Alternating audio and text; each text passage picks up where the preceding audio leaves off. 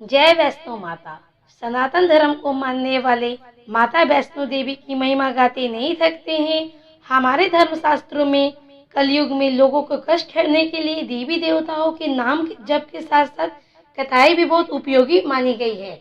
आज मैं आप लोगों को वैष्णो माता की एक कथा सुनाने जा रही हूँ जो कि काफी प्रचलित है। लेकिन उससे पहले एक रिक्वेस्ट है कि अगर आप माता वैष्णो के भक्त हैं तो कृपया लाइक शेयर सब्सक्राइब और कमेंट जरूर कीजिए। वैष्णो देवी ने अपने एक परम भक्त पंडित श्रीधर के भक्ति से प्रसन्न होकर उसकी लाज बचाई। माता ने पूरी जगत को अपनी महिमा का बोध कराया।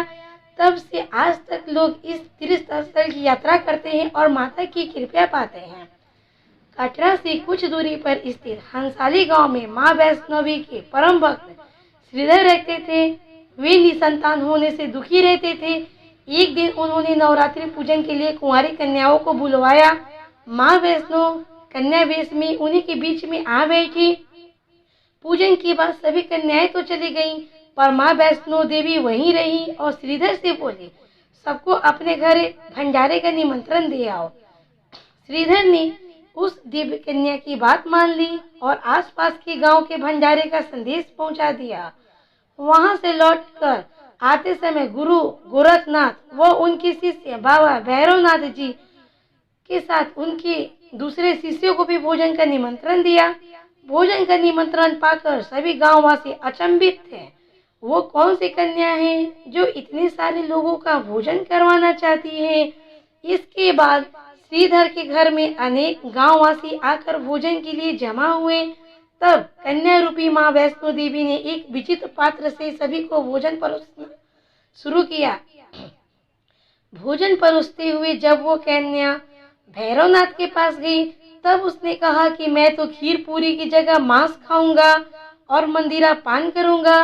तब कन्या रूपी माँ ने उसे समझाया कि यह ब्राह्मण के यहाँ का भोजन है, इसमें मांसाहार नहीं किया जाता है।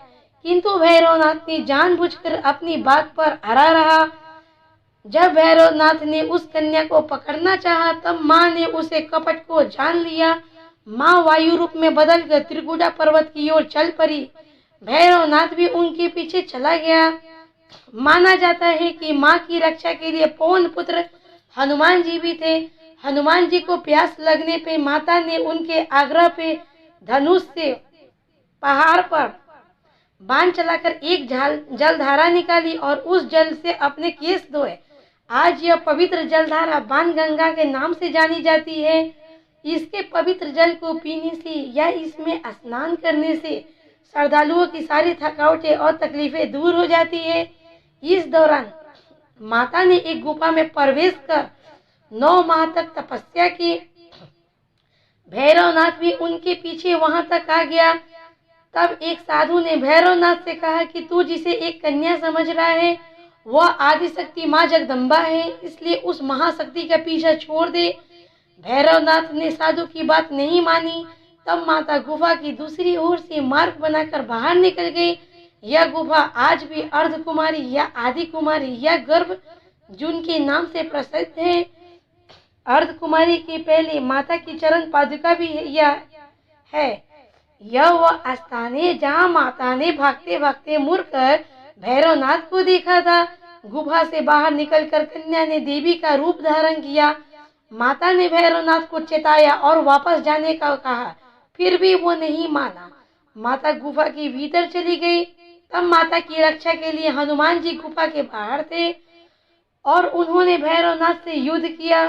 भैरव ने फिर भी हार नहीं मानी। तब जब वीर लंगूर निढाल होने लगा तब माता वैष्णवी ने महाकाली का रूप लेकर भैरवनाथ का संहार कर दिया। भैरवनाथ का सिर कटकर भवन से 8 किलोमीटर दूर त्रिकुट पर्वत की भैरव घाटी में गिरा। उस स्थान को भैरवनाथ के मंदिर के नाम से जाना जाता है। जिस स्थान पे माँ वैष्णो देवी ने हाजी भैरवनाथ का वध किया था वह स्थान पवित्र गुफा अथवा भवन के नाम से प्रसिद्ध है। इसी स्थान पर माँ महाकाली, माँ महासरस्वती और माँ महालक्ष्मी पिंडी के रूप में गुफा में विराजमान है। इन तीनों के सम्मिलित रूप को ही माँ वैष्णवी देवी का रूप कहा जाता है। कहा जाता है कि अपने वध के दौरान भैरवनाथ को अपनी भूल का पश्चात हुआ और उसने माँ से क्षमादान की भीख मांगी। माता वैष्णो देवी जानती थी कि उन पर हमला करने के पीछे भैरव की प्रभुत्व मनसा मोक्ष प्राप्त करने की थी। उन्होंने न केवल भैरव को पूर्व जन्म से लेकर चक्र से मुक्ति प्रदान की, बल्कि उसे वरदान देते हुए कहा कि मेरे दर्शन तब तक पूरे नहीं माने जाएंगे जब तक कोई भक्त मेरे बाद तुम्हारे दर्शन नहीं करेगा। उसी मान्यता के अनुसार आज भी भक्त माता वैष्णो देवी के दर्शन करने के बाद करीब 3.25 किलोमीटर की खड़ी चढ़ाई करके भैरवनाथ के दर्शन करने जाते हैं।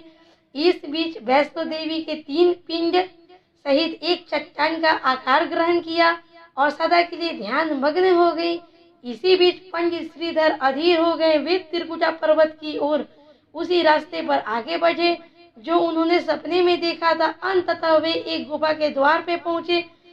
उन्होंने कई विधियों से पिंडी की पूजा की और अपने दिनचर्या बना ली। देवी उनकी पूजा से प्रसन्न हुई। वे उनके सामने प्रकट हुई और उन्हें आशीर्वाद दिया।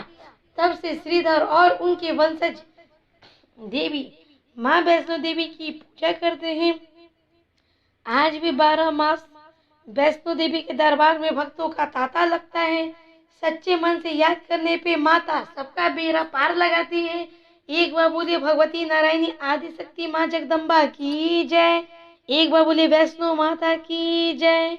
तो दोस्तों, आपको वैष्णो माता की ये कहानी जरूर पसंद आई होगी। कृपया सब्सक्राइब करें, लाइक करें, कमेंट में जय माता दी बोलना ना भूलें। धन्यवाद।